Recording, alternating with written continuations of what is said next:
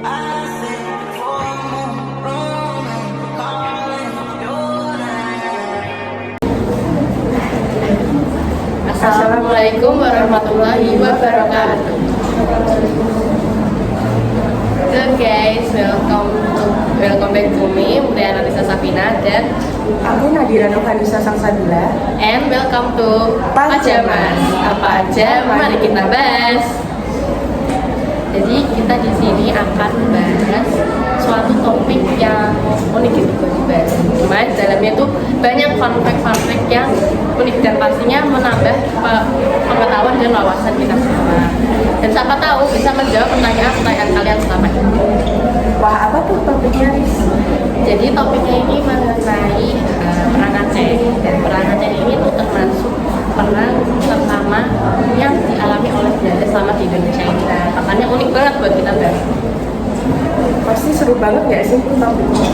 Dan aku tahu sedikit juga sih tentang perang Aceh ini, tapi ya aku masih penasaran banget, apalagi di latar belakangnya itu loh, kenapa sih perang ini bisa menjadi perang terlama?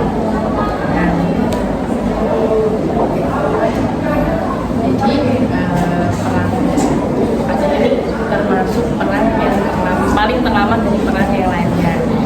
Makanya sebenarnya tuh apa yang kalian tahu sih tentang Aceh? Pastinya itu suatu perang yang suatu negara yang paling ini iya yang selalu berpegang teguh pada agama Islam, dan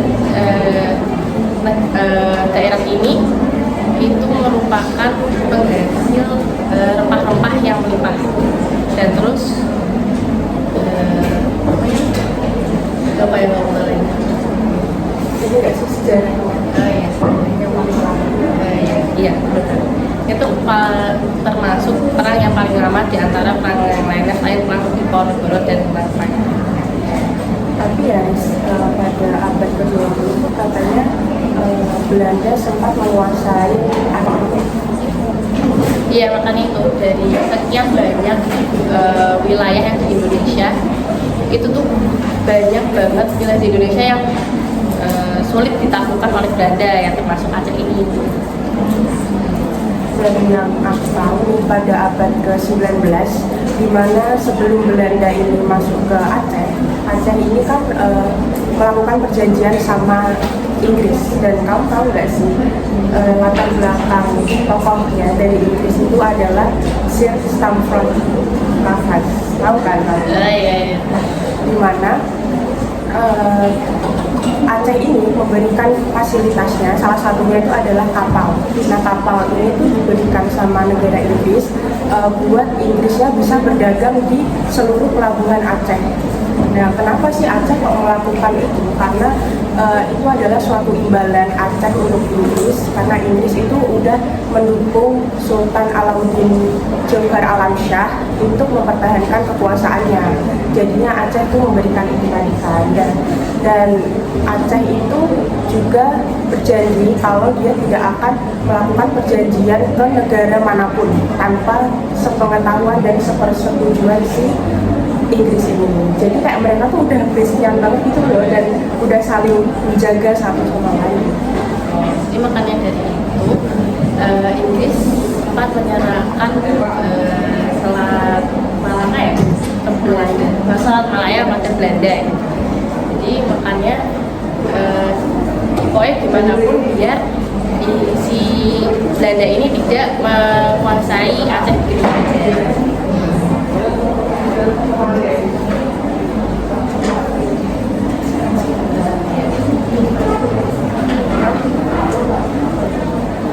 Terus habis itu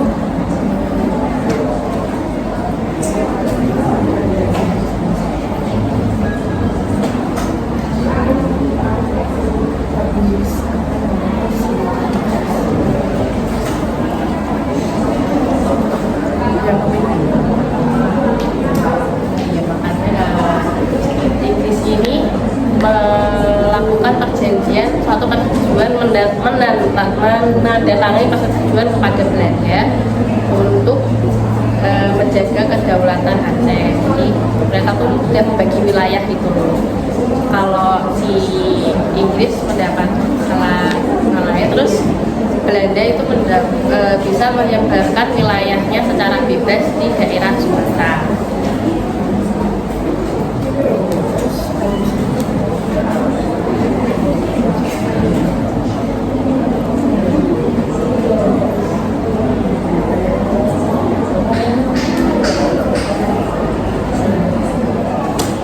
Katanya sih si Belanda ini melakukan ekspansi juga nggak sih? Dan apa nggak ekspansi itu apa sih? Jadi ekspansi itu merupakan suatu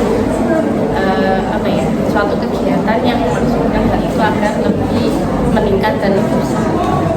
Jadi Belanda ini kayak mau membesarkan suatu meluas di wilayahnya Aceh, tapi apa namanya Inggris ini jadi khawatirkan. Ya benar. Itu khawatir kalau Belanda itu kayak mengganggu kedaulatan si Aceh ini, karena kan sudah ada dalam Traktat London itu sudah tercantum bahwa negara Inggris maupun Belanda itu tidak boleh menghancurkan kedaulatan Aceh dan harus mengakui bahwa Aceh itu sebagai wilayah merdeka. Terus ya pada kekuasaannya si Sultan Alauddin Mansur Shah itu pada 1838 sampai 1870 di situ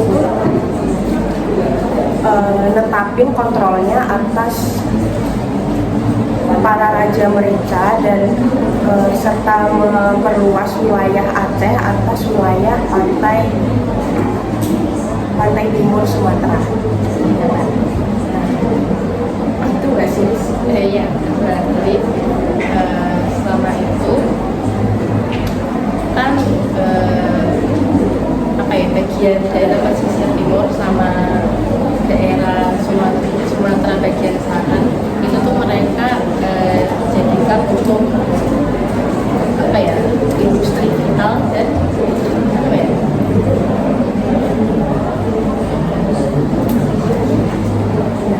berarti penghasil merica ini.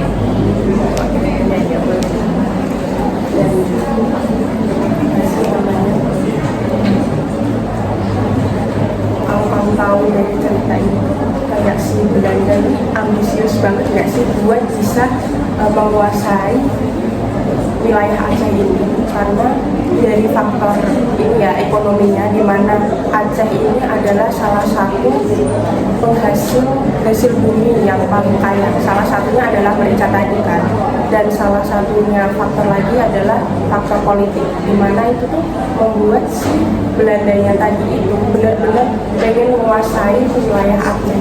Jadi kayak Belanda ini marah gitu. Makanya ini tuh Belanda menganggap Aceh itu sebagai hambatan terbesar dia dalam menguasai wilayah Nusantara. Makanya Aceh itu termasuk wilayah yang sedikit ditakutkan. Wilayah cukup strategis gitu buat soal perdagangan dan karena itu tadi yang menghasilkan sampai rempah-rempah paling kaya.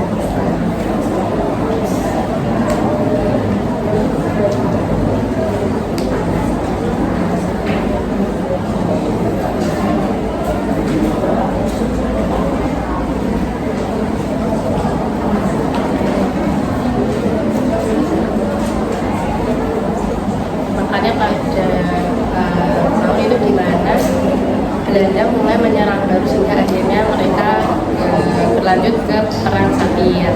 Jadi perang di situ Panglima Polim dan Sultan Muhammad Daud Shah itu mulai menyerah pada Belanda. Iya, jadi tadi kan panjang banget nih. Mas kamu tahu nggak sih kayak akhirnya dari cerita ini tuh gimana sih? Karena tadi itu dari banyaknya drama yang sudah menginvasi Aceh, itu tuh kayak perjalanannya panjang banget gitu ke Belanda, ke Aceh. Tahu nggak sih akhirnya? Penonton itu pada di tahun 1803 itu di mana itu Muhammad Daud Shah sama kalau Mongolia berjalan ke Indonesia. Kemudian juga apa ya, mereka di situ bersama temanku juga ada di sana. Dia tuh masih bertahan terus di beberapa, dan dia tuh keluar masuk kita sampai jauh, kemudian dari keluar sampai akhirnya sampai teman-temannya pun khawatir sama keadaan dari ini, dan akhirnya mereka menghadap langsung pada Belanda untuk langsung melanjutkannya gitu, agar dengan harapan perang ini dapat berakhir dan akhirnya juga bisa mendapatkan perawatan yang Berarti Cutnya Dina ini ketangkep ya? ya ketangkep pada tahun 1900 itu Cutnya tertangkap oleh Belanda, dan akhirnya dia diasingkan, dan akhirnya dia wafat di Sumedang pada tahun 1900.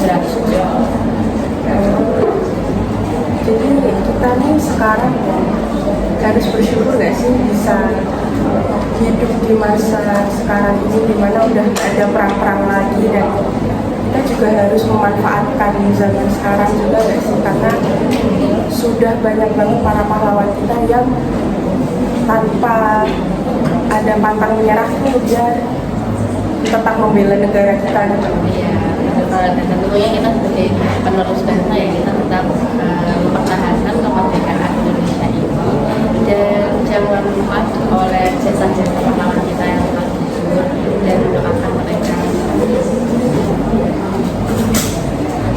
Kayaknya segini dulu nggak sih cerita tentang perang Aceh. Kalau masih ada yang belum paham nih tentang cerita yang sudah tadi kita jelaskan, bisa tulis di kolom komentar ya. Nah ya, dari sini dulu bahasa dari kita. Terima kasih. Wassalamualaikum warahmatullahi wabarakatuh.